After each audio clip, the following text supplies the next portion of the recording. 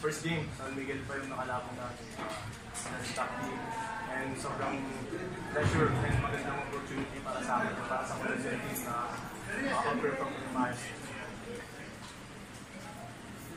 Yung first half mo, pala, 2 points ka lang ata, tapos buka ka na second half. Kung sabay laro mo yung first half, tapos yung second half. First half kasi, pagdating ko ng dugout, tsaka pagtapa ko sa ball, na-excite talaga ako masyado. So, siguro, yung second half, nag-relax lang ako.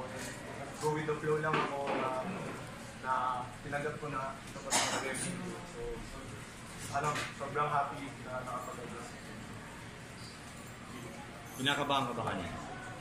Actually, nung unang tapak ko, nung first five, nakaramdam ako ng nervous. Pero yung nervous na excited. Pakiramdam mo na ikaw panday lang, ba't nanalo yung Olympian? Actually, hindi naman dahil sa akin lang. Kasi first half to second half, maganda yung communication namin ng team, yung effort namin sa defense. May mga luck pero nakuha namin mag-recover. Pero yun nga, doon din sa system and dun sa tulong ng mga coaches. Kaya yung key doon. Kasi sila tumigil namin na i-motivate kami na kaya namin. Di-depensa lang namin. Sige. And si rival mo, si Robert, nagpasikla agad ng first game niya. Parang nakamotivate pa sa'yo na parang sundan yung yapak niya na magpasikla agad sa game. Actually, di ko naisip yun.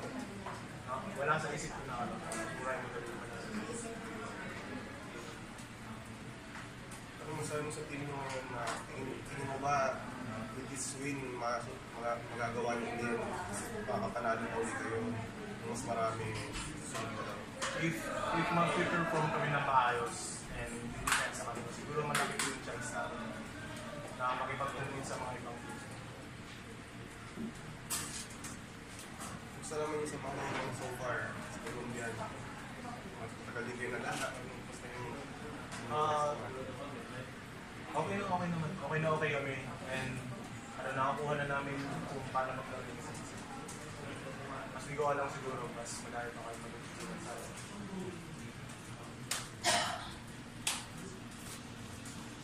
Question? Okay. Moto na. Yes! CJ, congrats.